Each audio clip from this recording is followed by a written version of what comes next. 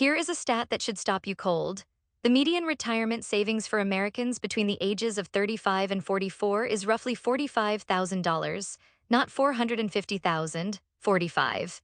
That means half of all people in your age group, people who have been working for 15 or 20 years, have less saved than the cost of a decent used car. And if that number just hit you somewhere uncomfortable, good. Because that feeling means you're paying attention, and paying attention right now could literally change the financial trajectory of the rest of your life.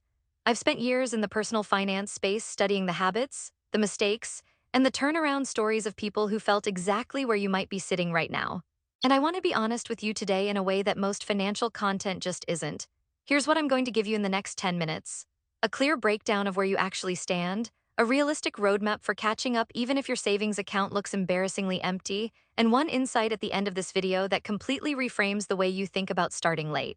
I'm saving the most important point for last, so stick around because it's the piece most people never hear. Point 1.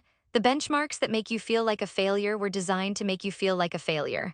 Conventional wisdom says that by age 40, you should have 3 times your annual salary saved for retirement.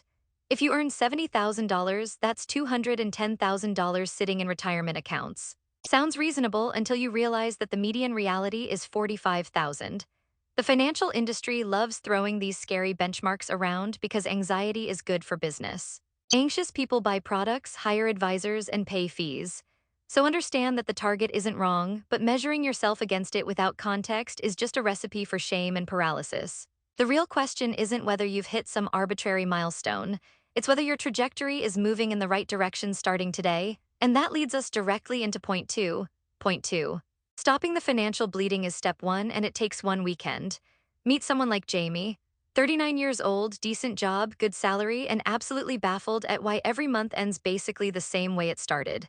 She decided one Saturday morning to print out 3 months of bank statements and go through every single transaction. What she found genuinely shocked her.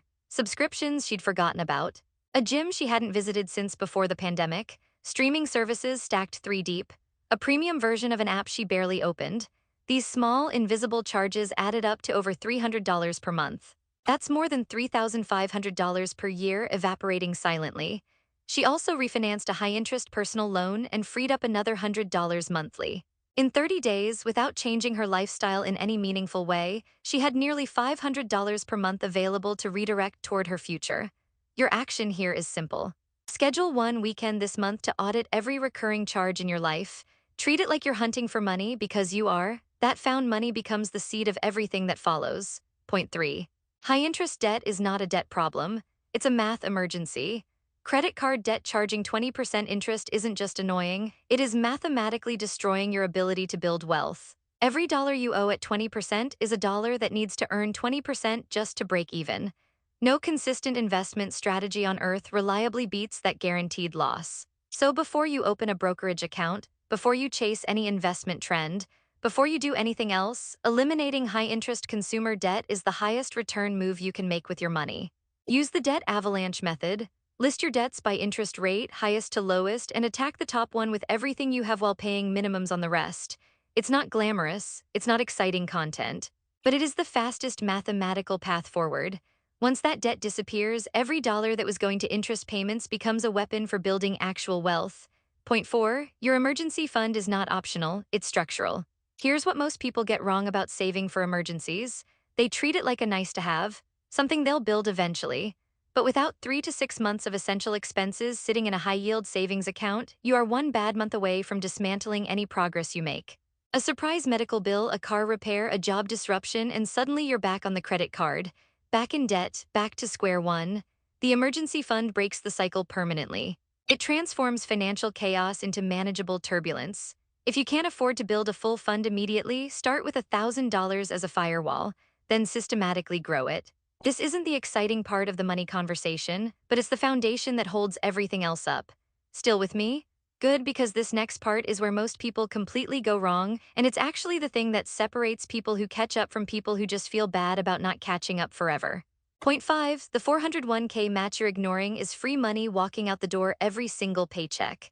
If your employer offers a retirement match and you're not contributing enough to capture the full amount, you are turning down part of your compensation. A company that matches 50 cents on every dollar up to 6% of your salary is essentially offering you a 50% instant return on those contributions. There is no investment on the planet that gives you a guaranteed 50% return the moment you put money in. Yet millions of people leave this benefit completely uncollected because they think they can't afford to contribute right now. Here's the reframe: you can't afford not to. Start by contributing just enough to get the full match. Then every 6 months, increase your contribution rate by 1%. You'll barely notice the change in your take-home pay, but over 5 years, the impact on your retirement balance will be dramatic. Point 6, your career is the engine. Everything else is just optimizing the fuel. Budgeting and investing are important, but your income is the raw material that makes all of it work. The Bureau of Labor Statistics data suggests that peak earning years fall between the mid-40s and mid-50s for most professionals. That means right now, at or near 40, you are approaching the most powerful earning window of your career. If your salary hasn't grown meaningfully in the last 5 years, that is a wealth problem disguised as a career problem. One targeted professional certification in your specific field, one strategic job change, one well-timed salary negotiation, these moves can add tens of thousands of dollars annually. And here's the rule that changes everything. When your income goes up, your lifestyle doesn't have to. Every raise you don't spend is a raise that goes directly into your financial future. The gap between what you earn and what you spend is the only number that actually builds wealth. Point 7, income diversification is your financial insurance policy. A side income stream of even $500 a month changes your entire risk profile.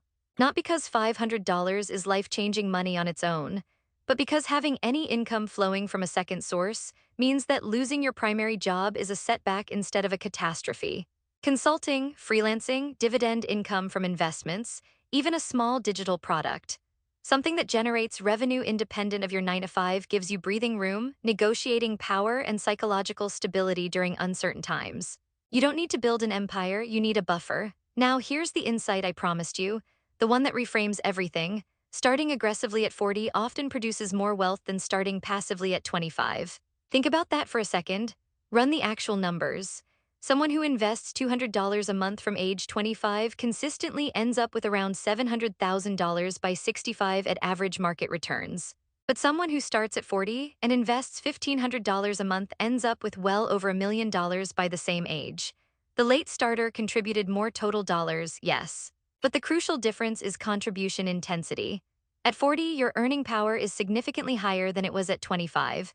Your major expenses, furnishing apartments, building wardrobes from scratch, the constant churn of early adulthood have largely stabilized. And perhaps most importantly, you now have the emotional maturity to actually stay invested when markets drop instead of panic selling at the worst possible moment. Time matters. But intensity of contribution during the time you have is what actually moves the needle. Your 40s are not the end of your wealth building story. For a lot of people, they're chapter 1. So here's my question for you, and I genuinely want your answer in the comments below. Which of these points hit closest to home for you? Is it the subscription drain, the ignored employer match, the feeling of paralysis from not knowing where to start? Drop it below because your answer might be exactly what someone else watching this needed to see. If this video gave you something real and useful, subscribe because this channel is built for exactly this: practical financial thinking without the jargon, the fear-mongering, or the get-rich-quick nonsense. Just straight, honest conversations about money that actually help. And if you want to go deeper on the investing side specifically, watch the video coming up next. It covers the exact low-cost investment strategy that works whether you're starting with $5,000 or 500. Your future self is watching what you do in the next 48 hours. Make them proud.